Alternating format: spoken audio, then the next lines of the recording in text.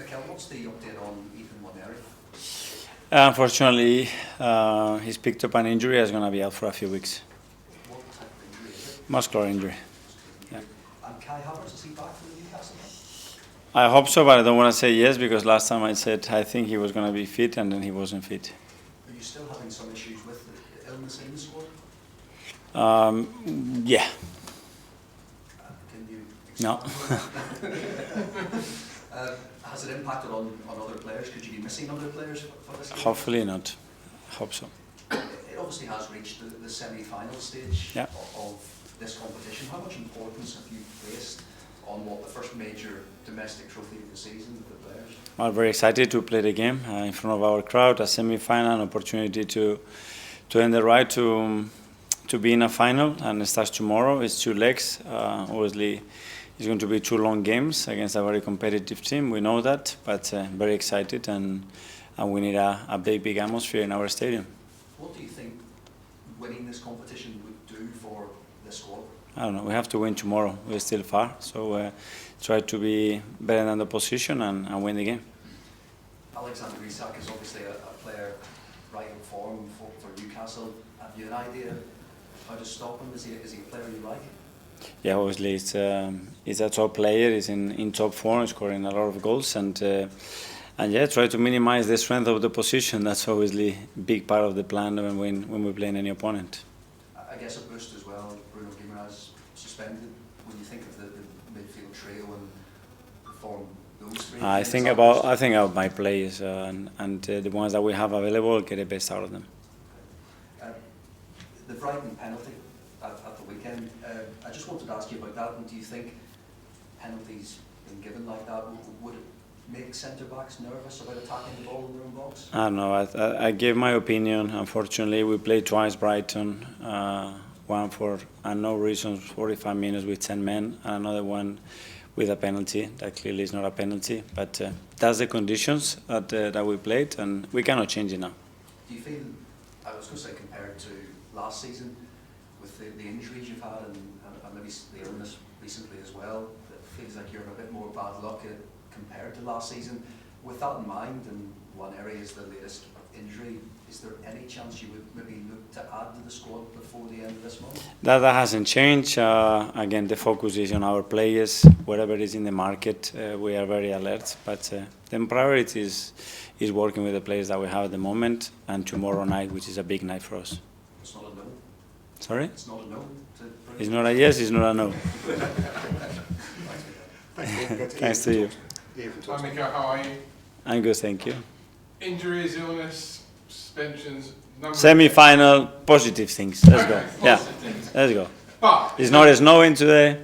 it's not snowing Yeah. today, yeah. Good. But it's over 2 legs. With the number of games we have, should this be like every other cup competition really? Just one game? It doesn't matter. 2 beautiful games to play. But in your opinion, it would be one game that you could lose? My opinion doesn't count, unfortunately, so we have 2. If I have to pick one and a home, yeah. If you give me the chance, that's what I would like.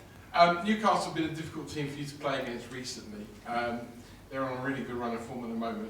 What has Eddie Howe done differently over the last month or so? I don't know. That's a question for him. It's a tough opponent for everybody because they are a really good side. They are really well coached. They have really good individual players. The same as it's difficult to play against us. Just 2 final ones on referees. First of all, VAR. We're now going to, during these semi-finals, actually hear what the referee says. Commute around the stadium. Is that a positive way forward for VAR, so that everybody is involved? The fans get to hear what the referees are saying. Are you looking forward to how it's going to work?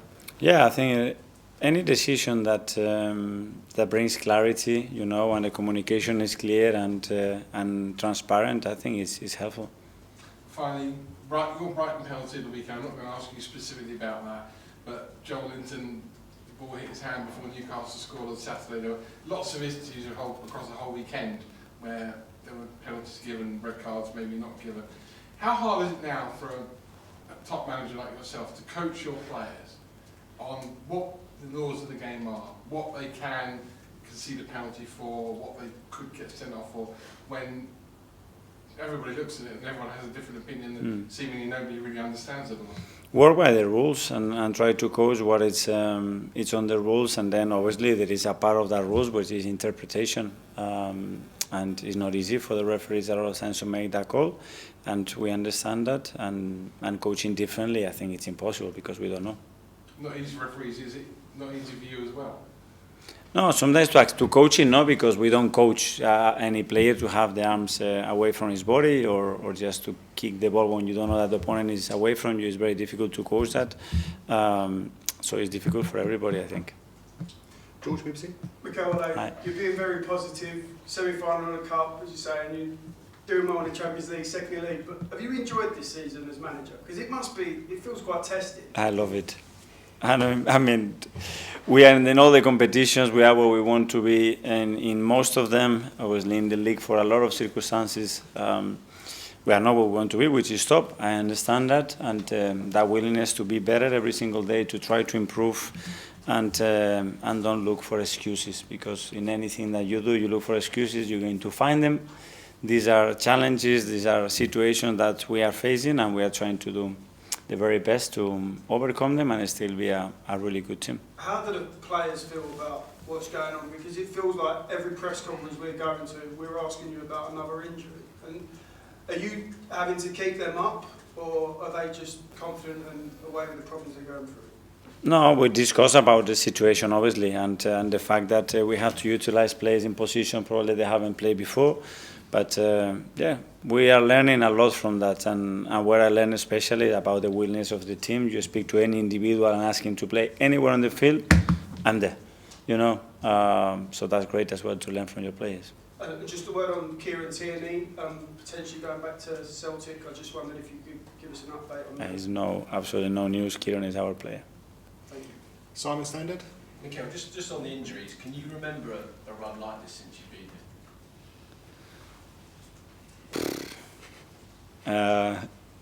I don't. Probably not. No, probably not. And in terms of, I know you talk about sort of challenge and moving players around, but how, in your years you've had here, how hard has this been tactically in terms of coming up with solutions compared to what you've had to do in the past? Again, a very good learning process, not only tactically, it's preparation, training with very few players. Today we had 7-8 players with us just to fill the squad, which is unknown. But yeah, it's a way to learn as well. So this is how I take it. I cannot change it. So let's take the things that we can get out from them to be better. And can I ask you one on Mikel Merino? How do you feel his sort of adaptation to the team is going? How much more do you feel there is to come from him in that role? Yeah, I think the last 2 weeks he's made a big stride there. Obviously he had more continuity, more minutes. Physically he's in a much better place.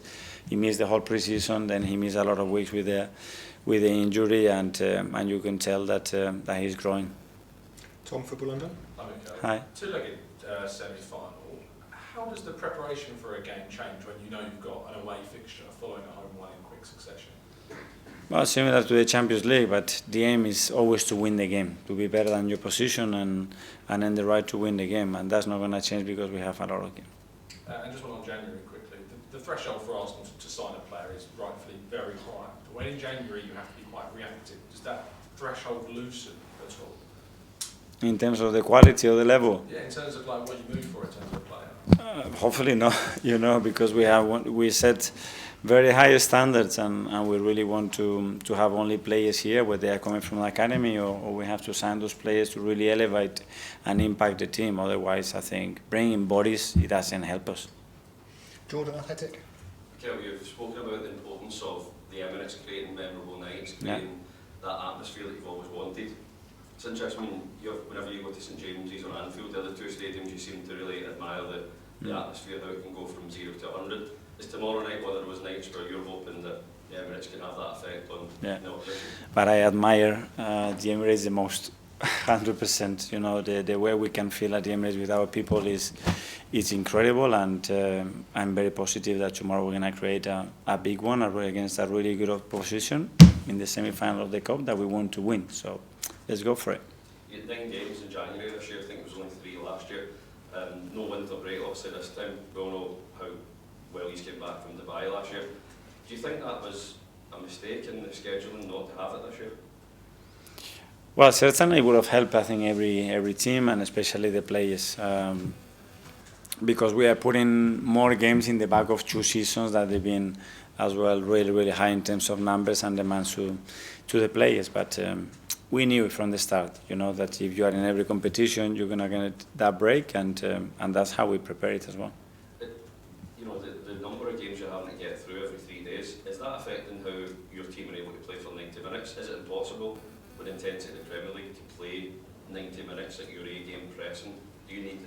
Is that why maybe when you've been leading, Arsenal maybe dropped off because it's impossible now to do that? Sometimes it's great to the opposition as well. Obviously, physically extremely demanding, and the way we play as well. When you have less players and less capacity to rotate, becomes more difficult. But the idea and the aim is to be able to sustain that. Phil Pierre at the back there. How disappointing was it for you? Because obviously you played so well against Brentford and looked so good against Brighton. It must be such a blow for him. Yeah, we didn't really know, to be fair. So he said, "I'm feeling something. I don't really know what is it." So yeah, obviously he has earned the right to step up and play for us, and now start some games, some big games as well, and impact those games in the way that he's done in different positions as well. So yeah, I got it for him, because that's gonna stop a little bit that, but it's another step in that development phase that he's in. But really happy with the way he's going. And you're any closer to know when Raheem will be back? Yeah, hopefully very soon.